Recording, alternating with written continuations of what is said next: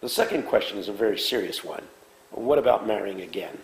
The Bible does leave room for divorce on the grounds of adultery, but I'm not sure that it leaves grounds for remarriage, you see. That becomes the problem. Now, in answer to the question, if I was a pastor, would I accept a divorced couple into the church? Well, you better. You're not because there's too many of them. Yeah. You can't have a church without them. You know, my gay friends raise a very interesting question. Here's the question mark. My gay friends say, look, Jesus never condemned gay marriage. There's writings in Paul where there are questions that should be raised, but Jesus never dealt with this issue. But he did deal with divorce and remarriage. Why is the church so gracious in accepting couples who are in relationships that Jesus specifically condemns, and then is so hard on gay people who are in relationships that Jesus never mentions? It's a very interesting question that's raised. But getting back to her issue, I think that this has to be said. I believe in grace. And I think there are situations where people are being dehumanized in marriage. I don't think that's the will of God. I don't think it's the will of God at all. I think God can use you. And in fact, the more broken you are, the better chance of God using you. Broken pots spill more water. Where did you come up with that profundity? I just made it up here on the spot. You are such a philosopher. But, you know, I have to put everything into a soundbite so I can get it. But I do believe that I'd rather hear someone who's been through the fire get up and preach than someone who's got their fig leaves so tightly bound they've forgotten the seeping wounds beneath the foliage. Ooh. That's another good one, ain't it? Ooh, ooh, ooh. But you know, some people, those people who got it all together, they bore me. Yeah. Because I don't believe them. Yeah. I often wonder about people who say, oh, I've got it all together, everything's perfect. No, I do think this has to be said. There is a thing called grace. And what's more is, I'm not about to answer that question because it's too heavy a question. She said good luck in answering it. It's too heavy of a question to answer. But I got this to say to her. No matter how you answer that question, Jesus will love you anyway. Yeah. No matter what you do, he will still extend his salvation to you. And you know, 50 years ago, there'd be a heresy trial over you saying something like that. I know. Because I remember when people would get divorced in our church, buddy, they'd kick them to the curb. And I belonged to an American Baptist church, which was a liberal, quote-unquote, liberal denomination, comparatively speaking, to those independent fundamentalist churches like you belong to. I belonged to an American Baptist church, and the same thing was true in our church. You couldn't be a member of the church if you were remarried after a divorce. But we've changed, haven't we? Here's something interesting. I'm having a hard time wrapping my mind around the predestined to be chosen.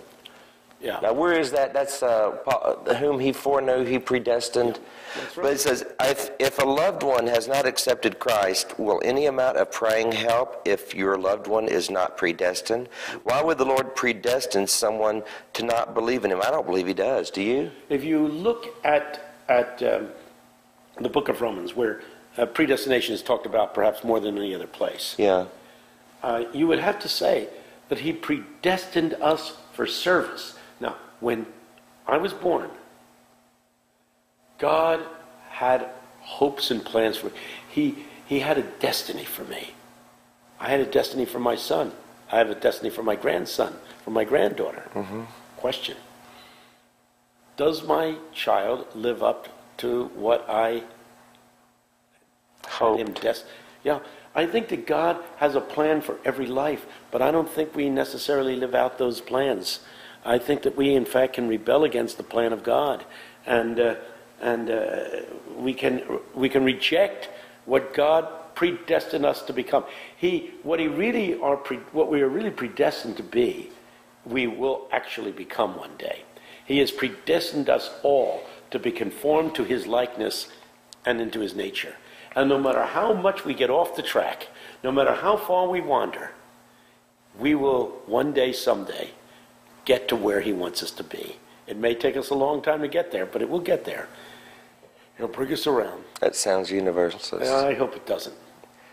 Well, I mean, I don't know. Be this as it may, let's go a step further on this. Let's get rid of the doctrine of predestination in these terms.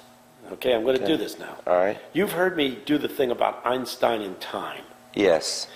That the faster we travel, the more time is compressed. To review it for you, if I put you in a rocket at 160,000 miles a second, and you traveled at 160,000 miles a second relative to us, and came back in 10 years, you would be 10 years older, all the rest of us would be 20 years older. Our 20 years would be compressed into 10 years of your time because of the speed at which you were traveling. If we got you traveling at 170,000 miles a second, our 20 years would be compressed into 1 day of your time. If we got you traveling at the speed of light, 186,000 miles a second, all of human history would be compressed into one eternal now. A now. Now has no extension in time. You can't say, you can't tell me what you're thinking now, because the minute you start reflecting on it, it's no longer now. Yeah. Right? Now is that non-existent point where the past meets the future. All of time, according to the Bible, and not only Einstein, but the Bible even more so, says time is compressed into one moment. That's why Jesus could say, before Abraham was, I am. I am. Because he's God, everything is now for him. Now, get this. If all of time is compressed into an eternal now with God, does God know ahead of time what's going to happen? Yes and no. Because all of time is compressed into that same moment. So there is no before. There is no after with God. That's why the Bible says, I am the Alpha, I am the Omega, I am the beginning and the end. I am it all together at one point. With me time shall be no more. Once we solve the time problem, the predestination issue evaporates. And Jesus said, go make disciples. Yeah. That is future. That is in the time continuum thing. That's not in the eternal now. So he did understand that we do live in the process of time. And it hurts my head to go where you just went. Because I don't really get it. But I do get go make disciples. I get love people. I get feed the hungry. That's something I will do later than right now.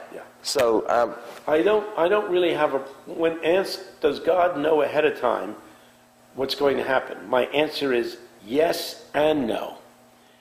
In our time continuum, which is linear, yes, he does know what's going to happen before it happens. Because he's not in it. He's not in our continuum. But he's sitting outside of it. Yeah, that's right. And with God, all things are happening now. So he knows what the future is going to be, because the future with God is now. My husband says there's no such thing as a physical hell, that we all make our own hell. I say there is an actual hell, but Jesus talked about it, because Jesus talked about it in the Bible. He says we don't know for sure what Jesus said, because it is just a man writing what he thinks was said by Jesus. What do you believe? Is there an actual hell, or do we just make our own hell here on earth if we don't believe in and love God, or is it both? C.S. Lewis has this wonderful book called The Great Divorce. That lady ought to That's from Jan in Greenwood, Indiana. So I did get to your question, Jan. You ought to, in fact, get that book by C.S. Lewis called The Great Divorce, in which he says, yeah, there's a hell, and the only people that are there are people who want to be there, you see. It's literal. It's another place. I don't know whether there's flames in it. I'm sure that's symbolic of intense suffering, because to be separated from God is intense suffering. Well, the rich man in hell, he didn't sound like he wanted to be there. No, he didn't want And Jesus was talking about him. Yeah. So I don't know about that. Well, C.S. could have been wrong. I do know that I believe, I don't know what you believe, but I believe that God doesn't make anybody go to heaven against his will.